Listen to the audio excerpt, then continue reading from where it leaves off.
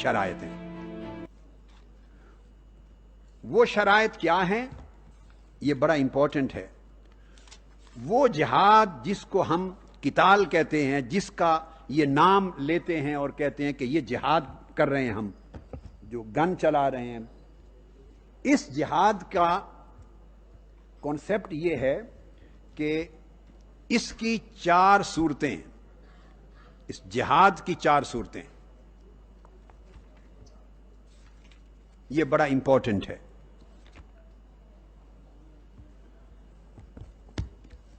قتال جس کو کہہ رہے ہیں ہم قتال، اس کی جو صورتیں ہیں جو بیان کی گئی ہیں، وہ اللہ رب العزت نے ان کی صورتیں بنائیں. پورے قرآن کو الحمد سے والناس تک پڑھ لیں اور حضور اسلام کی 23 برس کی پوری سیرت طیبہ کو پڑھ لیں. میں اتھارٹی کے ساتھ یہ بات کر رہا ہوں. I am responsible for that. قرآن اور حدیث، سنہ اور سیرہ، 4 شکلیں ہیں کل اس جہاد بالقتال کی، جہاد بالسیف کی، جو قرآن بیان کرتا ہے. اگر کسی کا دین و مذہب قرآن اور سنت رسول سے نکلا ہے تو اس کو ان کا پابند ہونا ہے. اگر اس کا مذہب اور آئیڈیالوجی قرآن اور سنت رسول سے خارج ہے، پھر وہ ذمہ دار ہے، وہ پھر خود کو مسلمان نہ کہے اور اس کو جہاد نہ کہے، اسلامک آئیڈیالوجی نہ کہے. پہلی جنگ ہے ڈیفینسو وار. دشمن آپ پر حملہ کر دے، آپ کو رائٹ آف ڈیفینس ہے. اس کو یو این او بھی مانتا ہے، انٹرنیشنل لا مانتا ہے.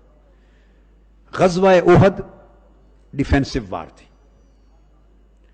آپ کے اوپر حملہ کرنے کے لیے افواج پہنچی تو شہر مدینہ کے بارڈر پہ ڈیفینسو وار لڑی. دوسری قسم ہے، وہ بھی ڈیفینسو وار کی ہے مگر پریمپٹیو ڈیفینس کی وار ہے. پریمپٹیو ڈیفینس کی وار. غزوہ بدر، غزوہ خیبر، غزوہ حنین اور غزوہ تبوک، یہ 4 جنگیں اس کیٹیگری میں آتی. وہ کیا ہیں کہ دشمن آپ پر حملے کی تیاری مکمل کر چکا ہے. دشمن اٹیک کرنے والا، فوجیں جمع ہو چکی ہیں، آپ کو کنفرم ہو گیا، کوئی شک اور شبہ ہی نہیں رہا. Enemy is about to attack you, وہ کرنے والا ہے. تو آپ سوچتے ہیں کہ اپنے ملک کی بارڈرز کے اندر رہ کر ڈیفنس کریں، وہ پہلے ہو گیا، یا باہر نکل کر دشمن کی لینڈ کے قریب جا کے ڈیفنس کریں، اپنا پریمپٹ کریں تاکہ اسے حملہ کرنے کا موقع نہ ملے. یہ ڈیفنس کی ایک وار ہے جو پریمپٹیو ڈیفنس ہے. یہ 4 جنگیں بدر، خیبر، حنین اور تبوک اس کیٹیگری میں ہوئی. اس کی پوری تیاری کے بعد آپ نے اس کو روکا. تیسری قسم ہے ریپلشن آف اگریشن، جہاد کی ریپلشن آف اگریشن. وائلنس ہو رہا ہے وہاں کے کمزور شہریوں پر، مسلمانوں پر، وہ قریب ہیں آپ کے ساتھ، حدیں ان کی ملتی ہیں، آپ کے اوپر لائبلٹی ہے، ظلم ہو رہا ہے، ہیومن رائٹس ابیوز ہو رہے ہیں، دہشت گردی ہو رہی ہے، قتل و غارت گری ہو رہی ہے، ان کو کوئی حفاظت دینے والا نہیں، وہ چیخ رہے ہیں، پکار رہے ہیں. اس کو انٹرنیشنل لا ویلڈ قرار دیتا ہے. اور یہ جنگیں کئی اسی نام پر ہوئیں. ڈیپینڈ کرتا ہے کہ آپ یوز کرتے ہیں صحیح یا مس یوز. تو یہ جو ریپلشن آف ایگریشن میں ہے، یہ جنگیں ہیں.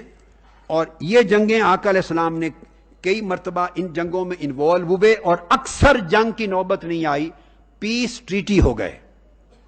تو اس میں دمرا کے لوگوں کے ساتھ یہ جنگ ہوئی، پیس ٹریٹی ہو گیا. بنو زرع کے ساتھ یہ میٹر آیا، بنو نجران کے ساتھ آیا، بنو تیمہ کے ساتھ آیا، بنو جنبا کے ساتھ آیا، بنو حینا کے ساتھ آیا، بنو مکنا کے ساتھ، بنو ایلا کے ساتھ، بنو جربا کے ساتھ، بنو ازرو کے ساتھ، بنو تہامہ کے ساتھ، بنو غفار کے ساتھ، بنو خشخاش کے ساتھ. یہ میں نے اس لیے نام گنے کہ یہ پاکستان میں کسی کو بتایا ہی نہیں جاتا، پتہ ہی نہیں ہے ان چیزوں کا، نہ پڑھایا جاتا ہے. یہ وہ جنگیں ہیں جہاں انوالو ہونا پڑا مگر موسٹلی جنگ نہیں ہوئی. پیس ٹریٹی کو پریفر کیا آقا علیہ السلام نے، پیس ڈائنامکس کو، اور ان کو ظلم سے کمزور طبقات کو محفوظ کر لیا، ظلم سے، ایگریمنٹ اور ٹریٹی کے ذریعے. اور چوتھی قسم ہے breach of treaty of peace. آپ ایٹوار تھے، 2 ریاستیں آپس میں حالت جنگ میں تھیں، تو پیس پیکٹ ہو گیا، ٹریٹی آف پیس ہو گیا، لائک حدیبیہ. تو 10 ایئرز کا پیکٹ تھا، نو وار پیکٹ فار 10 ایئرز حدیبیہ کا. مکہ کی ریاست نے خود اس ٹریٹی آف پیس کو توڑا. جب توڑ دیا تو ریسٹور ہو گئی آپ کی اوریجنل سٹیٹ آف وار. جب ریسٹور ہو گئی تو آپ کے خلاف جب وہ ایکٹ کریں گے تو آپ کو اجازت ہے، تب فتح مکہ ہوا. اگر وہ نہ توڑتے مکہ والے تو حضور علیہ الصلوۃ والسلام نے 10 ایئرز کا ٹریٹی آف پیس کر لیا تھا، سائن کر دیے تھے. یہ چوتھی صورت ہے. اب میں پوچھتا ہوں دہشت گردوں سے اور دہشت گردوں کے ہمدردوں سے اور دہشت گردی کی حوصلہ افزائی کرنے والوں سے اور ہر روز ٹی وی چینل پہ بیٹھ کر کہنے والوں سے کہ دہشت گردی کی جنگ کسی اور کی جنگ ہے، اور ان کے سمپتھائزر سے اور ان کو آئیڈیالوجی سپورٹ کرنے والوں سے پوچھتا ہوں، مجھے بتائیں یہ کل قرآن اور سیرت نبوی کا خلاصہ ہے. دہشت گرد کون سا جہاد کر رہے ہیں، کس کیٹیگری میں آتا ہے؟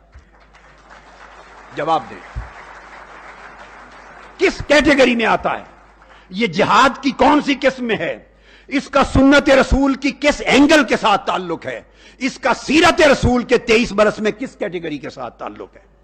اگر آپ کہیں کہ یہ مظلوم ہیں یہاں تو ہم ان کو بچانے کے لیے خود تلوار اٹھا لی ہے، تو ان سے بڑھ کر مکہ میں لوگ مظلوم تھے، اور آقا علیہ الصلوۃ والسلام نے کسی خود اسٹیٹ ڈیسائیڈ کرے تو اس کا پریروگیٹو ہے، مگر آپ نے کسی صحابی کو، کسی آرگنائزیشن کو، کسی طبقے کو، کسی ٹرائب کو، کسی قبیلے کو اجازت نہیں دی کہ مکہ کی ریاست میں جو ظلم مسلمانوں پر ہو رہا تھا انتہا درجے کا، کہ آن دیئر اون وہ جا کے بدلہ لے لیں یا مکہ کے کفار و مشرکین کو قتل کر دیں.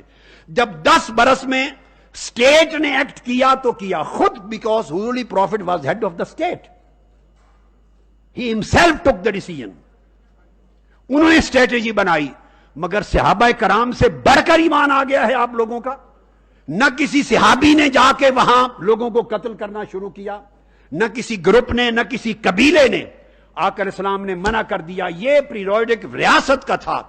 کسی فرد کو، کسی ایک جماعت کو، خواہ وہ طالبان کہلائیں خود کو، خواہ وہ آئسس کہلائیں، خواہ وہ القاعدہ کہلائے، خواہ وہ کوئی نام دیں، کسی جماعت اور لیڈر کو یہ حق نہیں ہے کہ وہ از خود تلوار اٹھائے اور کسی بھی نام پر وہ جنگ لڑیں، قتل عام کریں اور لوگوں کی زندگی اجیرن کریں اور نام دیں کہ ہم غریبوں، مظلوموں، کمزوروں کا دفاع کر رہے ہیں.